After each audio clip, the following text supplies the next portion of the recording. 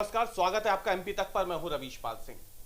मध्य प्रदेश में इन दिनों कोरोना की ये जो दूसरी लहर है, ये किस कदर तबाही मचा रही है, इसका अंदाजा आप शमशान घाट पर बड़ी संख्या में कोविड प्रोटोकॉल के तहत होने वाले अंतिम संस्कारों की तस्वीरों को देख के लगा सकते हैं। जो तस्वीरें आप स्क्रीन पे देख रहे होंगे, ये भोपाल के भदभदा शमशान घाट की है। ड्रोन से ली गई ये तस्वीरें हैं और ये बता रही है कि इस वक्त मंजर कितना भयावह बना हुआ है राजधानी भोपाल में। लेकिन ये सिर्फ अकेले भोपाल की बात नहीं है, पूरे मध्य प्रदेश में इसी तरीके के हालात हैं। लेकिन इन तस्वीरों को दिखाने के पीछे का उद्देश्य हमारा है क्या? दरअसल हम ये दिखाना चाहते हैं कि शमशान घाट पे तो बड़ी संख्या में कोविड प्रोटोकॉल के तहत अंतिम संस्कार हो रहे हैं। बड़ी संख्या में शव वहां पे पहुंच रहे हैं पॉलिथीन में लिपटे हुए, यानी सीधे अस्पतालों से, जिन्हें या तो कोविड पॉजिटिव या संदिग्ध कोविड मान के यहां भेजा गया है। लेकिन सरकारी आंकड़ों में जो मौत के आंकड़े हैं वो इनसे कहीं ज्यादा कम है। हम भोपाल का उदाहरण लेते हैं। राजधानी भोपाल में अगर बीते 5 दिनों की बात करें, यानी सोमवार 12 अप्रैल से लेकर के शुक्रवार 16 अप्रैल तक की अगर हम बात करें, तो भोपाल में कुल 24 लोगों के अंतिम संस्कार हुए हैं। 24 लोगों की मौत हुई है कोरोना से, ये सरकार का कहना है। जो हेल्थ बुलेटिन आता है उसमें 24 लोगों की मौत बताई गई है। 12 अप्रैल को 3 लोग भोपाल में मरे कोविड से, 13 अप्रैल को 5 लोगों की मौत होती है, 14 को 4 लोगों की डेथ होती है कोविड से, वहीं 15 को 8 और 16 अप्रैल को 4 लोगों की मौत कोरोना से हुई है। ये सरकार का मानना है। लेकिन जब हमने भोपाल के भदभदा शमशान घाट और सुभाष नगर विश्राम घाट, इन दोनों जगहों पर पड़ताल की, तो ये आंकड़े सरकार से जो आंकड़े मिले हैं उससे कहीं ज्यादा थे। भदभदा की अगर हम सबसे पहले बात करें, क्योंकि तस्वीरें जो आप देख रहे हैं भदभदा शमशान घाट की हैं, तस्वीरें देख के आप भी हैरान हो गए होंगे और बहुत बेहद ज्यादा चिंतित होंगे भोपाल को लेकर के, खासतौर से कि आखिरकार राजधानी जो कि बेहद खूबसूरत शहर माना जाता है, झीलों का शहर है भोपाल, वहां पे आखिरकार ये मौत का नंगा नाच कैसे हो रहा है।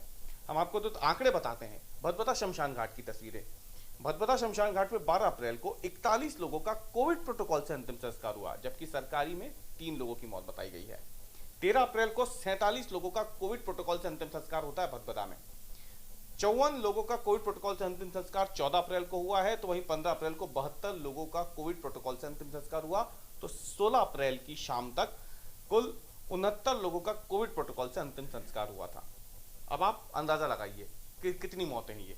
इसके अलावा सुभाष नगर शमशान घाट में भी 12 अप्रैल को 14 लोगों का कोविड प्रोटोकॉल से, तो वहीं 13 अप्रैल को 28, 14 का 26, 15 अप्रैल को 26, 16 अप्रैल को 35 लोगों का कोविड प्रोटोकॉल से अंतिम संस्कार हुआ है। अब इन आंकड़ों को अगर हम जोड़ दें, भदभदा शमशान घाट और सुभाष नगर शमशान घाट, यहां 12 तारीख से लेकर 16 तारीख तक अगर हम देखें, जोड़ दें, तो कुल मिला के 412 शवों का कोविड प्रोटोकॉल से अंतिम संस्कार हुआ है। अब आप अंदाजा लगाइए, सरकारी आंकड़ों में 24 मौतें हैं कोरोना से, शमशान घाट पे कोविड प्रोटोकॉल से 412 शवों का अंतिम संस्कार है। जाहिर सी बात है ये जमीन आसमान का अंतर है। हालांकि सरकार का अभी भी यही कहना है कि ये अंतर सिर्फ इस वजह से आ रहा है क्योंकि संदिग्ध शवों को भी कोविड प्रोटोकॉल से जलाया जा रहा है। मध्य प्रदेश के चिकित्सा शिक्षा मंत्री विश्वास सारंग ने इस बारे में हमसे बात की। क्या कुछ कहना था उनका, पहले वो सुन लीजिए।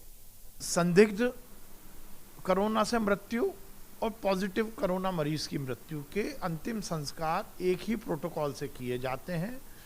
पीपीई किट पहनकर ही उनकी शवों को रखा जाता है, उनका अंतिम संस्कार किया जाता है और इसके कारण बहुत बार ऐसा मैसेज जाता है कि ये सभी कोरोना पेशेंट थे या कोरोना से उनकी मृत्यु हुई। मैं फिर निवेदन कर रहा हूँ, इससे सरकार को ना कोई फ़ायदा है, ना सरकार इस तरह से किसी भी तरह के विषय को हाइड करके कोई फ़ायदा उठाना चाहती है, बल्कि यथार्थ पता लगेगा तो जनता को उसकी गंभीरता भी पता लगेगी।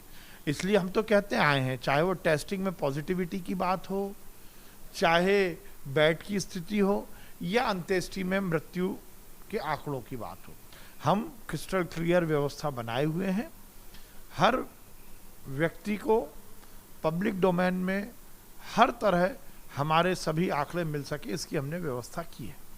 तो सुना आपने, सरकार पहले भी ये कहती आई है, एक बार फिर से सरकार ने अपना रुख साफ किया है कि दरअसल जो कोविड संदिग्ध हैं उनका भी कोविड प्रोटोकॉल के तहत ही अंतिम संस्कार हो रहा है। और इसीलिए जब उनकी मौतों का ऑडिट किया जाता है तो उनमें से कई कोविड पॉजिटिव होते हैं जिनकी मौत कोविड से हुई होती है, कई नॉन कोविड होते हैं, यानी जो संदिग्ध तो थे लेकिन उनकी मृत्यु कोविड से नहीं हुई। और इसीलिए ये अंतर सरकारी आंकड़ों में और शमशान घाट पर जलने वाली चिताओं में देखने को मिल रहा है। लेकिन इन सब के बीच सवाल अभी भी यही खड़ा होता है कि यदि 412 शव कोविड प्रोटोकॉल से जलाए गए हैं तो उनमें से क्या ज्यादातर कोविड संदिग्ध थे? क्या वो कोविड पॉजिटिव नहीं थे? और अगर नहीं थे तो क्या ये मान के चला जाए कि कोरोना पॉजिटिव से कहीं ज्यादा कोविड संदिग्ध लोगों की मौत हो रही है, जो कि वाकई एक और बहुत बड़ा चौंकाने वाला मामला होगा अगर हम बात करते हैं। तो कुल मिलाकर के सरकार अपना पक्ष रख रही है, लेकिन शमशान घाट पर जलने वाली चिताएं कुछ और ही कहानी बयां कर रही है। देखना अब यही है कि आखिरकार ये आंकड़े जो सरकार के बुलेटिन में आ रहे हैं और शमशान घाट पर चिताएं जल रही हैं, ये कब जाकर के थमते हैं। और मध्य प्रदेश में खासतौर से अगर हम बात करें तो मरने वालों का ये आंकड़ा कब नीचे आता है, क्योंकि स्थिति बहुत भयावह फिलहाल मध्य प्रदेश में बनी हुई है।